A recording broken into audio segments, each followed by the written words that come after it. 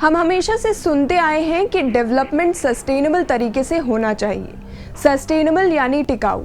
दुनिया भर की सरकारें कहती तो हैं कि हमारे पास जो भी नेचुरल रिसोर्सेज हैं उनका इस्तेमाल विकास के लिए इस तरह होना चाहिए कि वो आने वाली पीढ़ियों के लिए कम ना पड़े, मगर क्या वो उनका इस्तेमाल भी इसी तरह करती हैं? अब आप लोग सोच रहे होंगे कि आखिर मैं ये सब क्यों कह रही हूँ। वो इसलिए क्योंकि आज यानी 28 जुलाई को हर साल वर्ल्ड नेचर कंजर्वेशन डे मनाया जाता है, जिसका मकसद दुनिया भर में नेचुरल रिसोर्सेज और एनवायरनमेंट को प्रिजर्व करने और इसके लिए जागरूकता फैलाना होता है।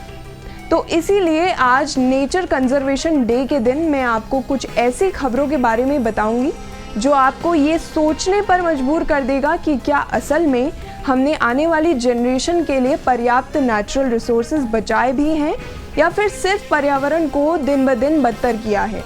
तो आइए शुरू करते हैं। हाल ही में चीन में हेनान प्रोविंस की राजधानी जेंगजू में आई बाढ़ से 21 जुलाई 2021 को चीन के हेनान प्रांत में लोगों को भारी बाढ़ का सामना करना पड़ा। 20 जुलाई को चीन की राजधानी जेंगजू में 20 सेंटीमीटर की भारी बारिश हुई थी, जिसके वजह से अचानक आई बाढ़ में लोग ट्रेन, शॉपिंग मॉल और कार्यालयों में फंस गए। रिपोर्ट के मुताबिक अभी तक इस बाढ़ की वजह से चीन में लगभग 69 लोगों ने अपनी जान गंवा दी है और 5 लोग लापता बताए जा रहे हैं। लगभग 3 मिलियन लोग बाढ़ की चपेट में आए थे, जबकि उनमें से 3,76,000 लोगों को सही सलामत बचा लिया गया। बाढ़ का खौफनाक मंजर हाल ही में यूरोप के जर्मनी और बेल्जियम में भी देखा गया। 20 जुलाई 2021 को जर्मनी और बेल्जियम में भी बाढ़ ने दस्तक दी थी।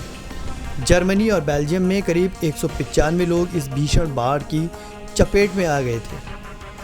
बता दें कि कनाडा एक ऐसा देश है जहां का मौसम यूं है कि वहां लोग ना ही पंखे यूज़ करते हैं और ना ही कूलर। मगर ताज्जुब की बात यह रही कि कनाडा को इस साल पहली बार 49 डिग्री गर्म तापमान सहना पड़ा, जिसकी वजह से 500 से ज़्यादा लोगों ने अपनी जान गंवा दी। और फिर इसी साल 4 जुलाई को कुछ ऐसा हुआ कि दुनिया भर के लोग दंग रह गए। मैक्सिको में under water gas pipeline leak होने की वजह से गल्फ ऑफ मैक्सिको में आग लग गई, जिसकी भयानक तस्वीरें सोशल मीडिया में वायरल भी हुई थी। रिपोर्ट के मुताबिक 2016 में 49 गैलन ऑयल समुद्र में गिर गया था, जिसके बाद अंडर वाटर गैस लीक होने की वजह से समुद्र में आग लग गई।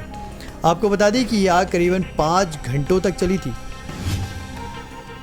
वहीं भारत की ओर देखें तो अगर उत्तराखंड और हिमाचल में भूस्खलन हो रहा है, तो वहीं महाराष्ट्र और केरल में बाढ़ ने अपना कोहराम मचा रखा है। राजधानी दिल्ली तो भट्टी की तरह जल रही है। तापमान बढ़ने की वजह से लोगों ने ज़्यादा इलेक्ट्रिसिटी यूज़ करी, जिसके वजह से पावर सप्लाई बढ़ गया। इतना ही नहीं, हरियाणा से जो तस्वीर सामने आई उसने पूरे देश की आंखें खुली की खुली रख दी। हरियाणा में बारिश की वजह से जलमग्न जमीन अचानक आसमान की ओर उठने लगी। बारिश की वजह से कई महीनों से सूखी पड़ी जमीन को पानी मिला तो जमीन ऊपर उठती हुई दिखाई दी। आपको बता दें कि साइंटिस्ट के मुताबिक दुनिया के अलग अलग हिस्सों में हुई इन दुर्घटनाओं की एक बड़ी वजह ग्लोबल वार्मिंग है और साइंटिस्ट के मुताबिक ये आने वाले सालों में और भी बढ़ने वाला है, जिससे वो एक बड़ा क्लाइमेट चेंज भी बता रहे हैं। अब इन्हीं घटनाओं को सुन के मेरे जहन में बस एक ही ख्याल आ रहा है कि अंत भी आरंभ है या फिर आरंभ ही अंत। दुनिया भर में क्लाइमेट चेंज एक बड़ा मुद्दा बन चुका है।